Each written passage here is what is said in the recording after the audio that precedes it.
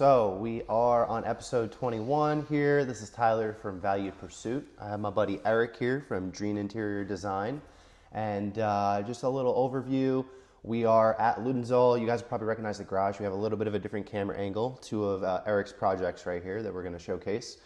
And we are going to do it in the garage here because it's just, we want to talk about the two cars that Eric has some work going on with. And it's just a better area to shoot. We did a little bit of B-roll of Eric's workspace, so we'll overlay that into the video that will be posted on YouTube. But Eric, thank you for being here, man. No thank problem. you for letting us interview you and letting you tell your story. So as we always do on Valued Pursuit, pretty much just bring us up to speed. Tell us a little bit about DID, your business, and what you guys do and what you offer. So DID stands for Dream Interior Design. That became Did Upholstery recently. So I do mainly automotive upholstery, but we can do marine, motorcycle, and maybe some like residential chairs as we're sitting on today. I also can build parts from scratch, fabricate, do a little bit of car audio, and I'm willing to try anything else. Awesome. Yeah, so we always, for our guests and for myself included, I really like this platform because it gives you as an entrepreneur the ability to like tell your story. So like who you are as a person, kind of where you started out for the people, and myself included too, that I don't know about you. Bring us up to speed, kind of like where you came from, where you grew up, kind of how you got involved in like the automotive scene, and then we can go from there. You know, So Toyota dealer. I wasn't able to get a mechanic position right away at Curry Toyota. They let me become a lot guy, and I had to put in my time before I was able to go into the shop to start working on cars. And a lot guy is what? Is that someone who parks cars? Basically, when a car comes in, you greet the customer, you know, park it, maybe drive them home if they need. It's very minimal and, you know, almost like a valet guy. Gotcha. But it was my way in at the time. It was pretty close to minimum wage, which is like $12 an hour. And it was just my way to be around some cars. The Subaru dealership was right there as well, so I got to see WRXs. It wasn't the GR86, it was the FRS at the time, and the BRZ. So those were pretty cool to just be around. And this was when, like so 2000? This would be around 2012. Okay.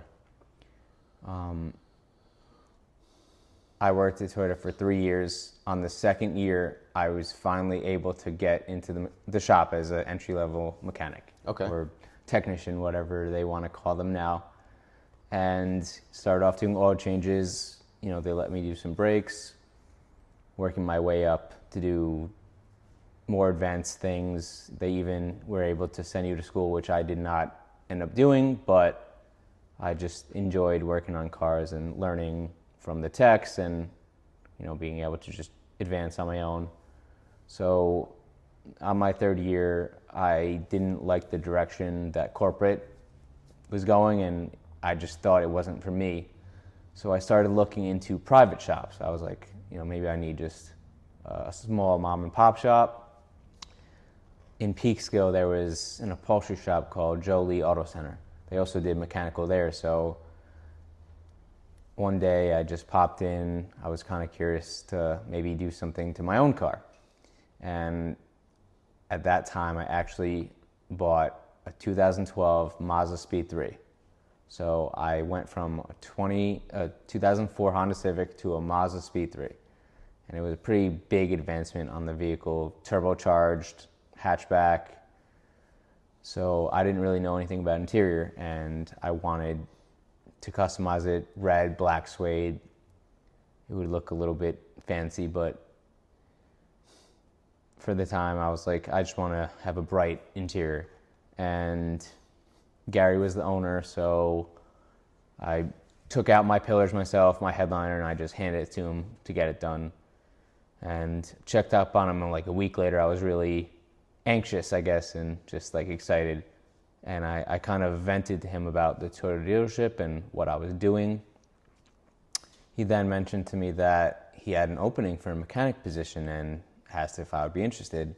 So when he finally finished my stuff, we sat down, talked, and he said, you can have the job if you want. And I put in my 2-week notice at Curry and just didn't look back. So this was an opportunity to not only like understand a little bit more about upholstery, because I didn't even know how to spell the word before then. I could work on some different cars, you know, not the same car every day, but learn a little more because every car is different, from, you know, the 1950s all the way up to 2025 now. So there's a lot that's been changed and more computers now, but thought maybe it would help to just be a little diverse in some cars, and maybe it would be a little more laid back than corporate. So, How long did you work there for? you know, started in 2012, 13, 14, 15. So in 2015, I was there for 3 years. Okay. And the second year, I started actually doing some basic upholstery on some days that might have been slow. I was kind of wrenching on, you know, anything from, again, a Toyota Camry all the way up to like, we didn't get too many exotics, but maybe like a 2008 Z06 came in and we had to do spark plugs and injectors maybe. So it was a mix of cars that were average, but still cooler to see something new every day. And on the slow days, he'd say, here, take the seat cover off, maybe grind down a headliner that was falling down and the foam is still on the board, so you have to take it down to the board itself. So I started to learn a little bit about upholstery and like how things are repaired, how things come off.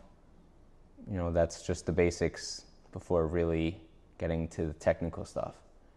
And I feel like 6 months went by and he asked me if I wanted to just do upholstery every day. And I definitely loved wrenching on cars, but something new to me just was in my head where like, I want to learn more. And it was also cleaner work sometimes.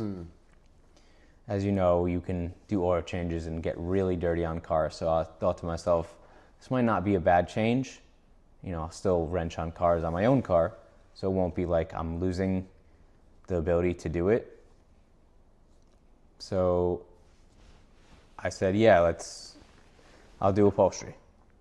Cool. So that's kind of what got you into that, and then the want for, because the mechanics, it sounds like you were a little more competent and confident in, and then the upholstery stuff you were a little more new to and didn't have as much exposure from your past experiences. So that was like an avenue you wanted to pursue and learn more about. Is that like what kind of led you into it?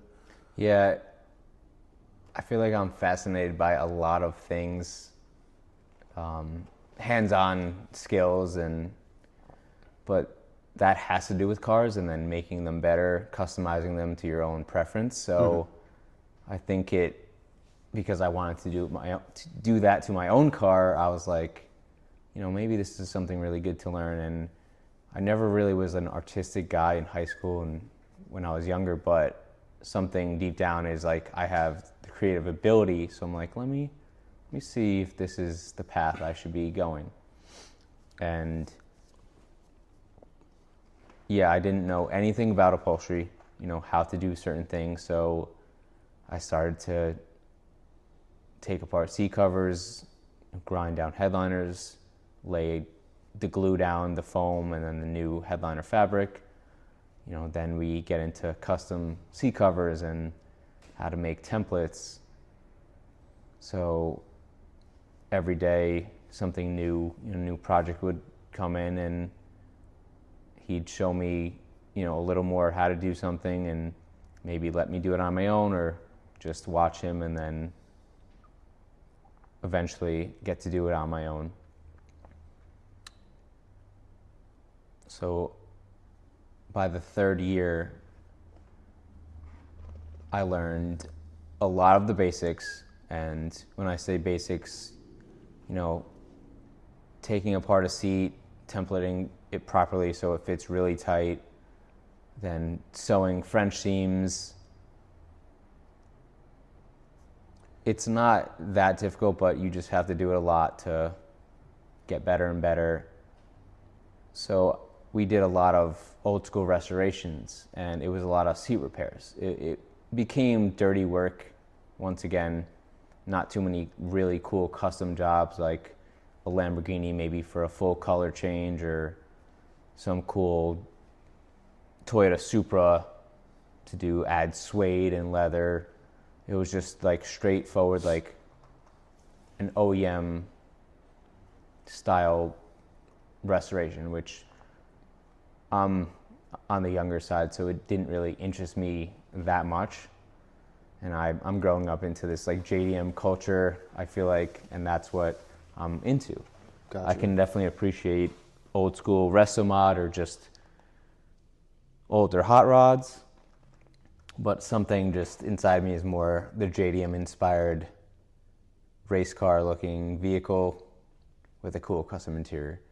What like kept you, because that's such a meticulous and similar to detailing, but like with upholstery and sewing, that stuff is so meticulous and like you have to be so methodical, and like you have to finesse, you have to know like what the end result's going to look like, but like know all the little steps are going to take it to get there. For you doing the stuff that you weren't as passionate about, and now to eventually be able to work on the cars that you are more passionate about, what kept you going in the moment in that period of time in your life to not be like, this is a waste of time, I should be working on high-end cars like this stuff, and not be working on older cars that are just being restored that aren't as bespoke or as special? That's a great question. So towards the end of my journey with Jolie, I realized what I did want for myself and what I wanted to do. So someone reached out to me to manage or run an upholstery shop in Poughkeepsie. At that time, I figured I had enough experience to be on my own without opening up my own shop and kind of take things in my own hands and do a little more custom. I knew that I wanted to do crazier patterns, build a little bit more, and I took this opportunity with a shop in Poughkeepsie to start a new brand. At that time, I was thinking of names for myself because I really came from someone else's shop, and I thought, maybe it's time to brand myself, and if this goes somewhere, great. If it doesn't, it's just a cool name and logo. So I was doing a lot of side work working for Jolie, and I started doing shift boots and smaller good items. So my name was How Do You Shift as the first thing that came to my mind. It sounded catchy. I didn't know if it could be a business brand name, but that's what I called myself, like as a side business. And eventually I found a graphic artist that came up with a logo, which is now today's logo. After thinking about it, I couldn't use How Do You Shift. It just seemed strange. So I took a couple names of different words, interior design. What else goes with interior design? You have dreams, you have passion, ideas. So Dream Interior Design was created in 2017. Awesome. And my graphic artist created DID Symmetrical, because a lot of this stuff is about symmetry. Mm-hmm. I love that. That's cool. So for you, just to pause you when you're in thought, and also let me make sure this is filming. I always like to just check. All right, we're good. Because I know you went to California, so you grew up around here. You're from this area then, like we all are too, right? From like Westchester, New York area, or Putnam? Yeah, so I'm a MAPAC graduate. Gotcha. We moved up from the Bronx in like 1995. Okay. And I grew up in MAPAC pretty much all my life. Gotcha. So I know you said that you spent some time in California too, and then we can kind of tie that into how you ended up here and where you are with DID, because you just mentioned the name. So bring me up to speed with, you were in Poughkeepsie and you were running the shop. You had your How to Shift, and then you switched it to Dream Interior Design. That wasn't a business yet, right? That was an idea of a business? Correct. So I created the trademark because I wanted to protect my own entity, and just in case it ever cultivated something bigger, it was set, and I didn't have to do any work. So when I was in Poughkeepsie, I was working under the name of another company, but I was running the show, dealing with all the customers, doing the work myself. I met a lot of great people along the way, and still customers to this day reach out to me just because we're not too far away. So I was there for a few years up until 2020 when we hit COVID.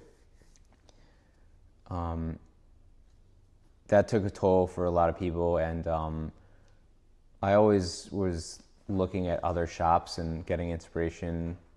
You know, there's a page that actually shows job listings for other shops, and just to see how much people pay, I always was interested in knowing if, you know, who's getting top dollar, and seeing the work they do for it that, you know, is valued at that. It gave me inspiration to do better and know what's potential for my own self. So there was a job listing in California that did phenomenal work. It's just unbelievable to see this stuff. So I reached out to them. I said, "Got nothing else to lose, you know. I'm young. If it would ever work out, maybe this would be a great opportunity." So I reached out to him, DJ Designs, and I flew out there for a week, and we did a little trial run. The experience was awesome. It was my first time in California. This was July of 2020, I believe. And I went by myself. I enjoyed a little bit of California itself, and then of course I had to work the week.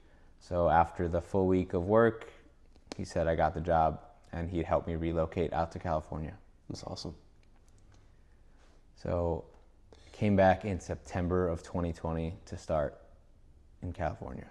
So was that like for you, I mean, we were talking about before we filmed when we went out to grab a bite, but going by yourself and then also to a new shop, not only a new shop, but a new place you've never been to before, was that one of your more scary moments in life, like with risk and like reward, so to speak, like not really knowing if it was the right decision to make, and then there was so much unknown too with going out all the way on the other side of the country from New York to Cali, and then also it being a new business, like venue too for you, new venture like to go into for something that was for more experience, when it sounded like you had it kind of with being like a manager of a shop, like that was a pretty good gig, you know what I mean? So this is like the next step to take for more experience to then like, where's your mind at with how is this going to serve you to like where you want it to end up? You know what I mean? Like your trajectory of like, I'm a shop manager to now I'm going to step away from that. I'm going to almost take like an internship and step down from this level of a job to eventually get to a higher level and run my own business. Yeah, so you make a lot of good points. You know, outside looking in, it may have looked like I had it made. You know, I walked away at 40 hours sometimes, got to do a lot of cool things myself, learned a lot on my own, but what I found was this shop was top tier in the United States with not only upholstery work, but fabrication, car audio, and CAD. Everything now, or we're going to get into, is 3D printed from what it seems. You know, Real quick, what is CAD? Is that So CAD is computer aided design. Okay, and that's how 3D printing is building sketches on a program to create shapes and make them into solids, to really make anything you want that you can think of. It's endless. It just really takes your skill or ability to think it and put it down on paper. Mm-hmm. You know, most of these cars are all ABS plastic, so it's essentially just molds that are creating this stuff, and in the same way we're making it from a 3D printer, just we have to draw it up ourselves and, you know, make the shape first. But they did some of these interiors at just the higher level and had a high standard for things that I thought I was destined just to do the same thing. So I took the position because I knew it would be good for me I thought I was a great fit for the team, and I said I was kind of sick of this New York weather. I like that. Sorry to say that. You're not New wrong, York man. will always be in my blood, but sometimes you just get sick of winters. Yeah, for sure. And the car culture out in California is crazy too. I'm sure you. So I'm not sure if you there's saw some of that or. There's definitely a lot to talk about California itself, but the car community is insane. It's essentially all year round. There's no breaks if you don't want. The weather over there is just better. It seemed like there was less rain, so your car just stay cleaner for longer. Everything about being a car guy is just like, that's it, I feel like. The pinnacle. That's awesome. So how long were you at that shop then for until you made the decision to come back? And what really led you to the decision to return? So I was there for just under 3 years, and it was probably the best decision I made for my career. I learned a tremendous amount that I don't know if I would teach myself. Some teachers are just better than learning from someone else. Sometimes is just the best way to pick up tricks and tips, and then you can use all of it to be more efficient for yourself and just, look at things in another perspective. Yeah. So I got back in 2022, and I was actually speaking to Ludensol right before I made the move back. How did you, just real quick, how did you meet Randy Ludensol? We've had Randy on. How did you guys get in? Were you friends before? Or? Yeah, speaking of that, me and Randy, I feel like, go back to 2010-ish. Okay. We may have ridden motorcycles in the past together, but he actually was one of my customers when he had his, I think it was a GS3. He's gonna yell me for not remembering, but the Lexus. And he came to me with an idea, or he had a kit for the Lexus, and I kind of had to make it fit all throughout. He had the seats, I believe, where I put them on, and I had to do his door panels, armrest, and a couple other little pieces. And then I actually used him to ceramic coat my Mazda Speed. And then I continued to bring all my cars to him at that point. Gotcha. So fast forward back to 2022 when I was ready to come back to New York. We were talking, and he was doing business out of the shop right next door here. And this place we're in now was a thought, and it was under construction. So he mentioned to me, hey, what are you planning on doing? And at that time, I really wasn't decided what I wanted to do with myself. I knew I had a huge passion for this, even more than when I started. I thought I was really good at it, and I needed somewhere to work. There wasn't too many shops in New York that I noticed checked all the boxes with the customization that I was already used to, or what I most enjoyed about building cars is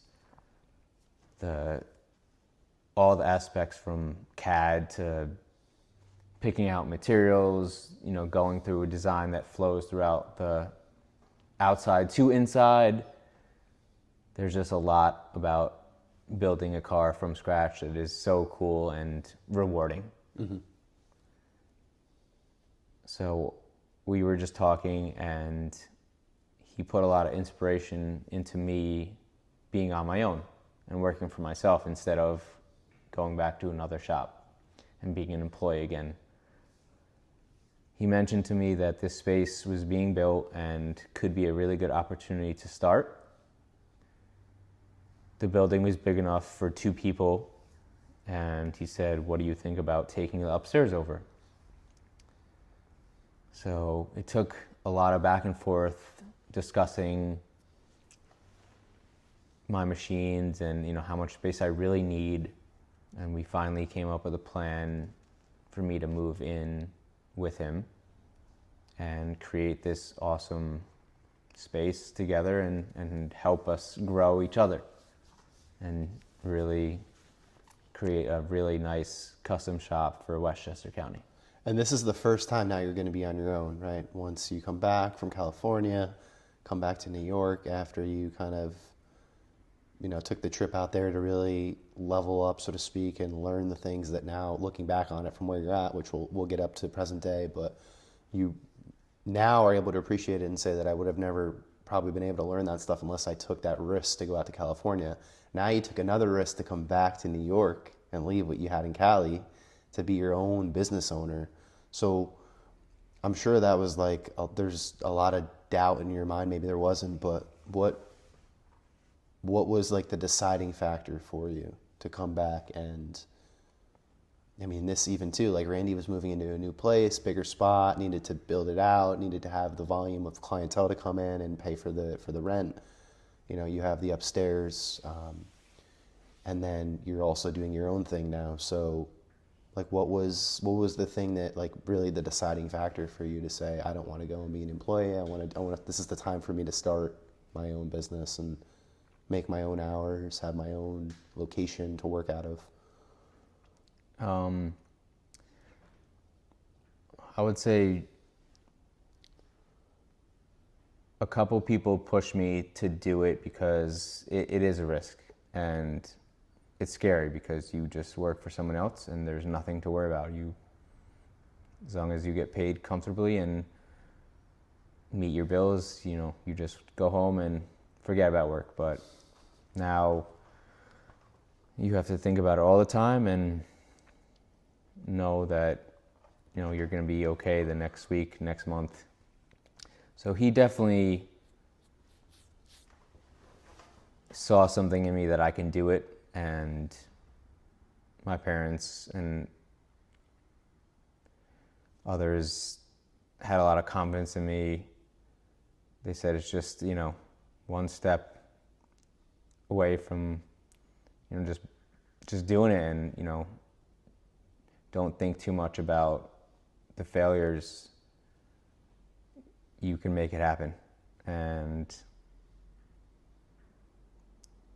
some days you have to work longer than others, and that's just what it is. But yeah, it's really, if you put your mind to it, you really can make it happen. And now we're here at year 2, and we've grown so much, both of us, with the amount of jobs we have, and meeting new people and getting support in other ways. Do you feel so now you can talk about a little bit of these 2 cars because we've alluded to them, but I like that a lot, to kind of contrast what you said. There's a lot of risk. And the point you made about leaving work and forgetting about it, it shuts off. You don't have to worry about the stresses of your business as an entrepreneur versus an employee. An employee punches out, they go home, and they're into their normal routine of life. They don't have to think about what they do on a daily basis from 9 to 5 or their hours. Whereas for you now as an entrepreneur, you can, like we were talking about in the car, you can work 12, 13, 14-hour days and forget about, working a 40-hour week, 60, 70-hour weeks. So it's very easy to overwork and to have that stress follow you out of work. Obviously, it's very lucrative and it has a lot of pros, but there's also cons that follow you. So the point you made about being able to kind of shut your mind off when you leave the job site, so to speak, as an employee versus an entrepreneur, it's always on your mind. I was talking to one of my buddies. I work on the weekends. He has a couple private physical therapy clinics, and he says the same thing, that,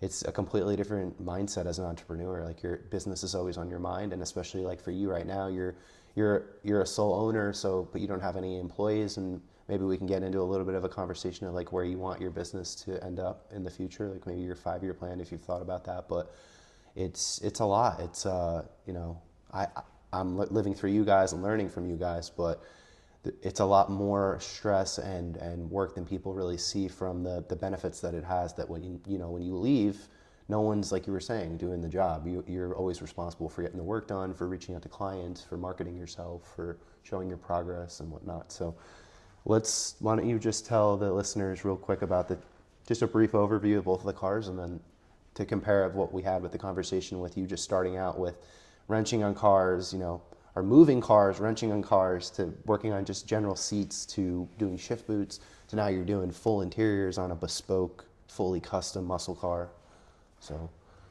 So Randy now owns a Toyota Supra, Mark IV Toyota Supra.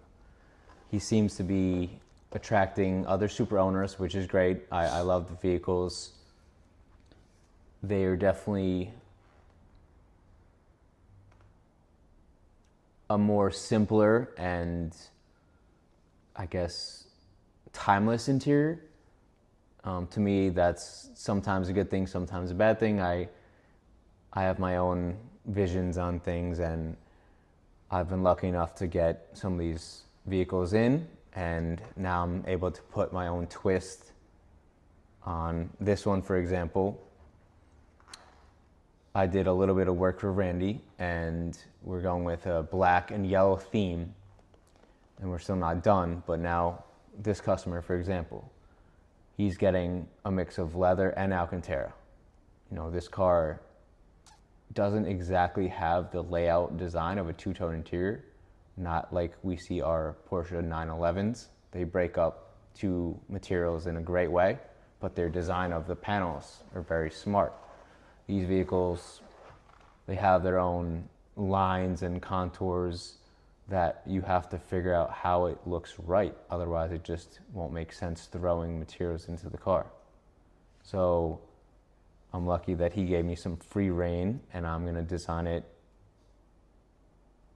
as if it would come out of the showroom floor like that. And, there might be a next one after this, and I can continue to keep creating great interiors, which led me to this 66 Mustang behind me. This is the second year in the shop, and this is my first resto mod build, completely from scratch. It came in with 2 seats. The rest has to be made or purchased and modified. There's a roll cage in it, so a lot of pieces will have to be chopped up just to make fit.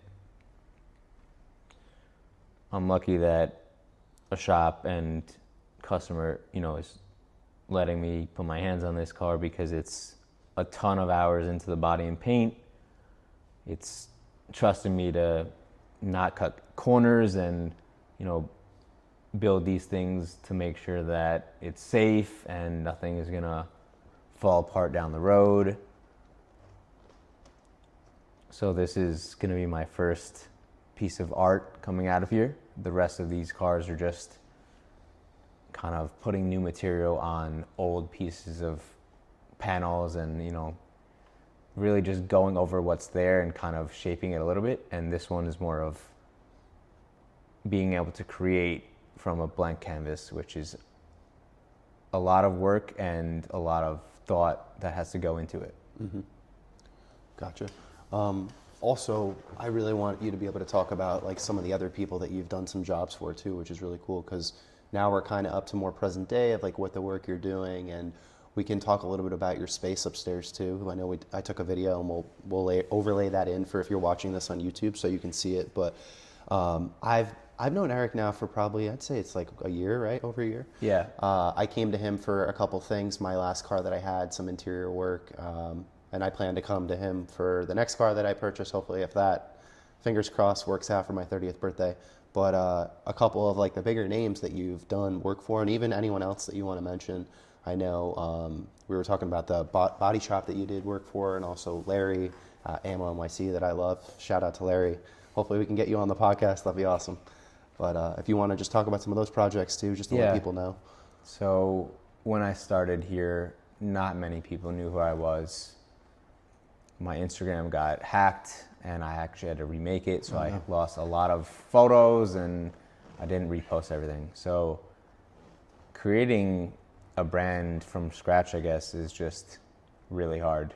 to get people to notice you and trust you to do a good job. And why am I going to pay you when this guy's been doing it for 20 years now? I've only been doing it for 9. Yeah, just going to Cars and Coffee, and Randy's customers come in and I may meet someone and do one little thing, and then he tells the next guy, led me to Larry at AMMO NYC, and I did his Cayenne houndstooth seats, which we documented that whole process, and he created an awesome video, and that went pretty viral. So that led to other Porsche customers. J&B Bodyworks reached out, and I was working with Mikey, and he kind of let me have full control of that build. He had some ideas that he definitely wanted, and then I took it in my own way to figure out how to design that, not completely over the top, but it was very tasteful. And that car is still being shown off today with a new color exterior. And it's such a nice piece of art for me and for himself to show off, which brought me to a lot of Porsche vehicles, and I really started to like the European scene. I'll definitely always love the JDMs, but for some reason, when you take apart a German car, especially the seats, all these panels, you understand the complex and thought behind like how it's made.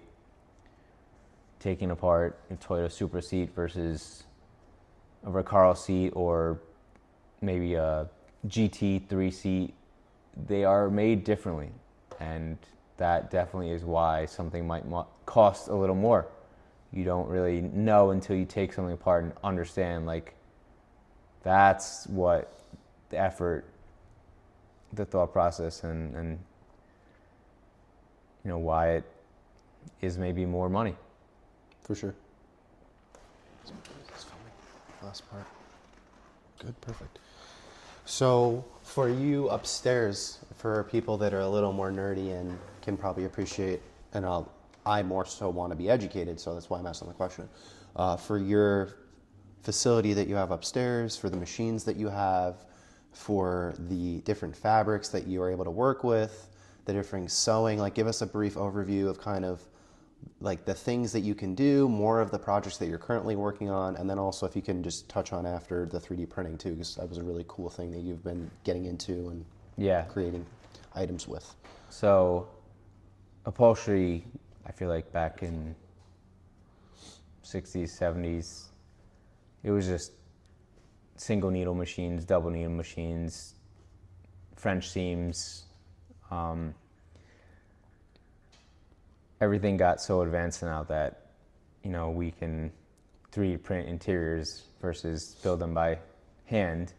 And I, of course, wanted to be on board with technology. I purchased a single needle, and I finally got a double needle to be a little more efficient to do a French seam faster, because with a single needle, you're sewing 2 pieces of material together, folding it in half, and then sewing on one side to create the single stitch, and then maybe the other side to create the double, which is the French seam.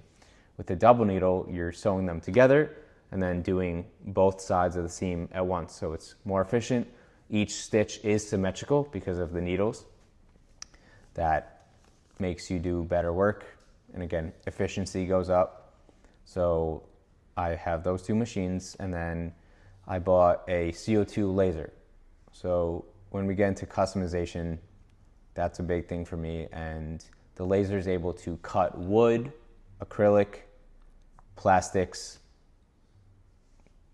a lot of various materials. It would not cut metal, but it can etch a little bit on it. The etching is very great for artwork, creating logos into headrests. And on my other chair, I actually did some laser etching, but this one was stitch work. So that machine has been an asset for custom logos and cutting out some other pieces. Now, I've gotten into 3D printing over the last few years, and I definitely took a huge interest in that, and also with building interiors, it could help. So when we're doing speaker upgrades, these cars have factory mounting points, and you can't just bolt an aftermarket speaker into the door. You actually have to create an adapter for the old speaker shape or mounting point to mount up to the new speaker. So 3D printing has been able to help with that in a very big way. And then we can go into building custom center consoles. Any, the smallest piece could just be made, which sometimes you just can't do by hand. You've done some cool stuff, and for people that want to see more of your work, and obviously for like a visual too, as we're talking about this stuff, definitely check out Ludenzol. And also, I think you guys probably have collaborated with a lot of the projects that he's given you and you've done. I know there was that old Ford pickup that I think you made, was it a console that you did or something for it, or a glove box area? I remember seeing Randy that was cool. was working on I think it was a 1955 patina, and he was asking about cup holders. I don't know if he wanted storage, but I really haven't made a ton of pieces for customers with my prints or 3D printing, and he was kind of like the first one. So I made a raised console that looked like it could be factory with just 2 cup holders and a little storage cubby, and I wrapped it in brown leather to match the seats. And it was just so cool because, you could make that by hand, but it just seemed easier to do it on the computer and print it right out. I had some gaps for the material to tuck into, and there was a secondary beauty plate that went on top that clicked in. So it's like, you don't make a mess when you're doing things on the computer versus, cutting wood or plastic. So there's pluses and minuses to that, but I think it also opens up your mind with creative ability, and you just keep learning to create something even more complex and just cooler. So I definitely will be getting into a lot of 3D work on this Mustang behind to showcase what can be done. It certainly is a lot of time, which I don't know if everyone understands sometimes what you can put into a car interior. That's been a tough thing to bill accordingly. I feel like a lot of people don't understand from shop to shop, what you get what you pay for kind of thing. And that also has to do with the shop owner and how, if he wants to cut corners, because I have a very high standard for things, and I've been taught kind of that way now, so I really stick to it. But there is a limit to how much time you spend on something for how much someone wants to pay you. So there is sometimes a balance, but you can put so much time in a car interior, it's just hard to believe. Mm-hmm. And that's what I'm trying to educate some people with. Some already, know because they might have worked with someone before. But if someone's coming to you that have never had any custom interior made, or never did any upholstery repair, they might not understand that their AMG seats are going to be thousands of dollars to redo versus 2000 Honda Civic, because of the complex shape and detail that it was kind of designed and made.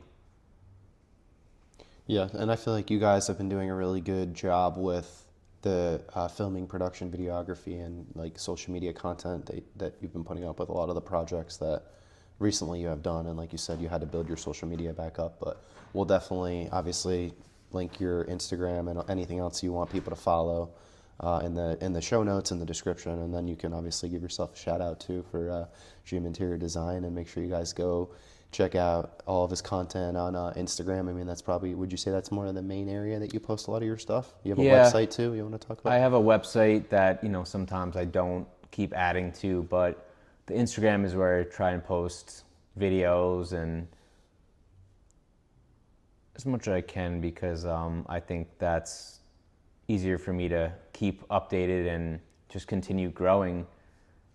You know, before that it was Facebook and MySpace, so it's like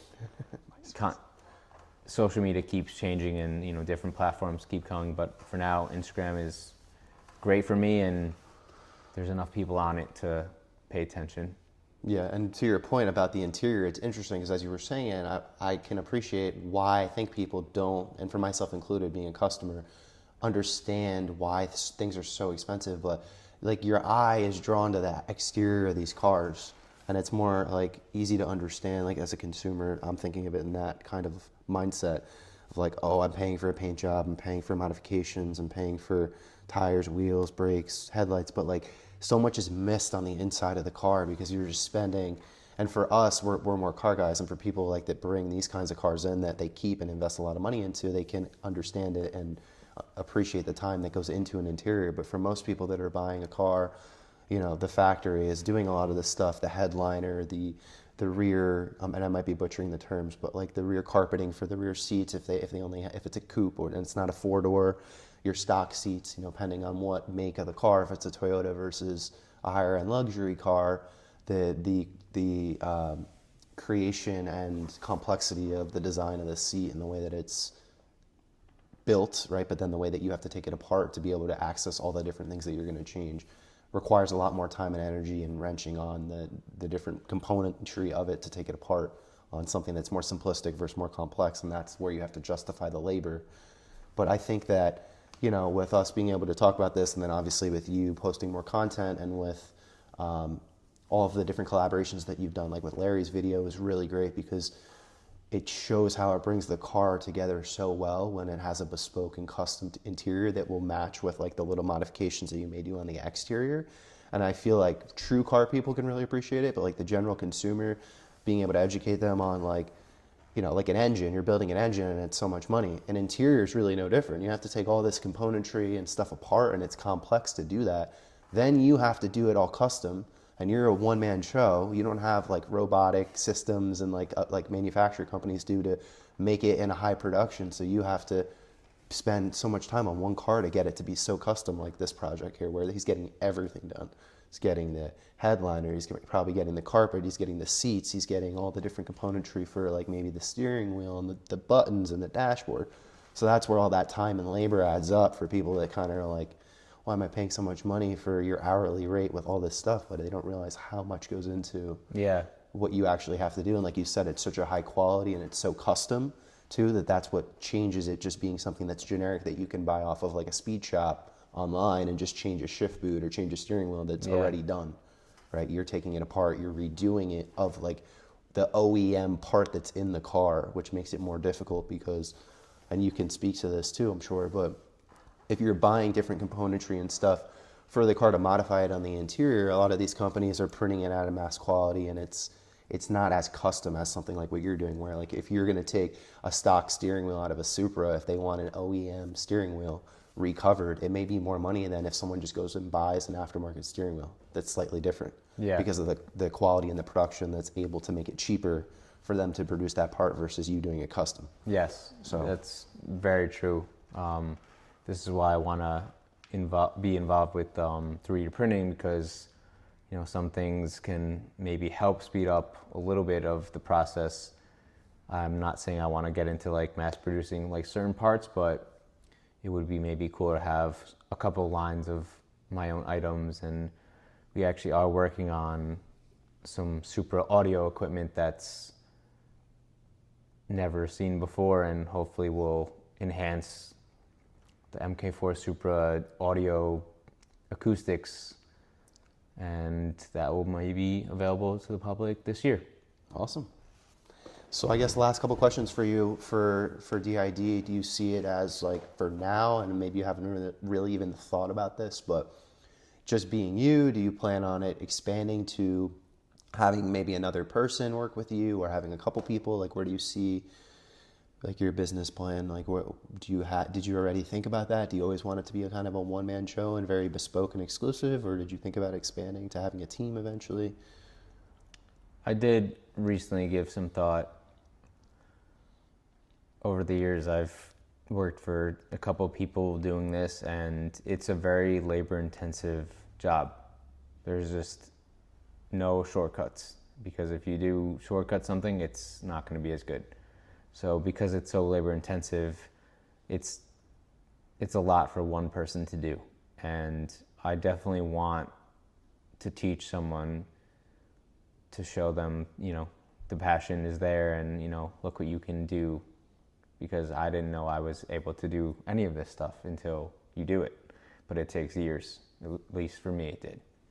So I do want to have someone come in here and learn what I've learned, and, I'm going to continue the trade with them, and maybe they'll continue it for their kid or, whoever they want, and just make sure that upholstery doesn't die, because you can't just sometimes pick it up and, you have to buy all these things, and you need, pretty decent size space, because you can't really work on a car outside in the winter. So this trade is definitely tricky to just start up and really turn it into a decent business. You really have to have the passion and creative ability, I feel like, to grow it to something big. And I don't know how many people would end up working for me in the future, but I think I want to be small scaled, because it's details that matter to me, and I know eventually, people will pay attention, and more people will come, and we'll get cooler projects. For sure, man. Yeah, that's definitely the way. I like that mindset of just knowing that you put the work in, and it shows. The stuff you do is really amazing. You're very talented. Like, we go upstairs, and it's like there's just so many cool things you've made, and it's really, like you said, I think in the interior, and I think probably for like body kits and stuff with cars is similar, and I guess part creation too. It's all more similar than different, but just in an interior, it could be so custom. Like whatever you imagine, you want it that color, you want it that stitching, you want it that finish. Now with the 3D printing, like you can make parts, which is so cool, like retrofit nice new high quality speaker systems into cars like this that wouldn't have been able to do that before, because the mounting points are different for the modern stuff versus the older stuff.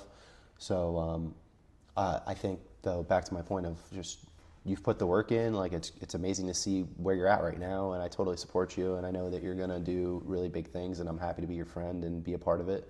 And I feel like that's such a good thing to leave the viewers and listeners with, is just as long as you're willing to, there's a saying, like as long as you're willing to suck at something for a long enough period of time, you're eventually gonna be good at it. So I mean, that's kind of what you're preaching, like you put the work in, you put the reps in, there's no secret, it's hard work. Maybe there's ways if people could get like mentorship from you now, that they could probably make maybe some less mistakes that you did when you went through your path. But that's I think that's a beautiful thing to like end on, is just you can do it, and more crazy projects are going to come, and they have, like, you have the proof for it. So I'm looking forward to seeing where you go in the future, and hopefully I can bring my next car to you too, and we can do some stuff, make some content together. But this was awesome, man. It was a great conversation. Definitely excited. Thank you for your time. Appreciate it. Definitely have you back on again with the boys if we ever have a little group one like we did with Greg Lee and Randy. Yeah, that'd be great. Maybe John at Automax too. We can have him on. He can tell his story. We're going to have to get John on here. Shout out to Automax, because they're going to be doing some really cool audio stuff in here. For sure. So make sure you guys, if you like this episode, whatever platform you're leaving it on, if you can leave a like to say that you liked it, or a comment for constructive feedback for myself or for Eric, or if you have any questions for Eric or myself as usual. And if you have a little bit of time and you can leave us a review on Apple Podcasts or Spotify, we would greatly appreciate it. It helps our show grow. And we look forward to more awesome conversations with entrepreneurs like Eric. And make sure you guys stay tuned and look out for the next one. Thank you. All right. Sweet. I hope that went well. Thank you for being here and taking a step towards growth. As the saying goes, change is inevitable, but growth is optional. We look forward to sharing more expertise and content with you, and we want to hear from you about what topics you're interested in learning more about. Please share your thoughts in the comments below. And if you're enjoying this experience, please like, subscribe, and share with others who could benefit. Our goal is to grow the show and bring on more valuable guests to provide relevant content for your life. Thank you for joining us on this mission to spread knowledge and connect with people around the world. The Valued Pursuit podcast and content posted by Valued Pursuit is presented solely for general informational, educational, and entertainment purposes. The use of information on this podcast or materials linked from this podcast or website are at the user's own risk. It is not intended as a substitute for the advice of a physician, medical, psychotherapist, or any other qualified professional, diagnosis, or treatment. Users should not disregard or delay in obtaining medical advice for any medical or mental health condition they may have and should seek the assistance of their healthcare professionals for any such condition.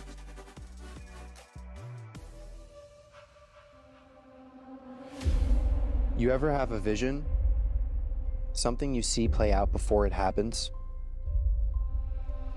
They say that the scariest thing in life is not growing into your potential, not recognizing the person you were created to be.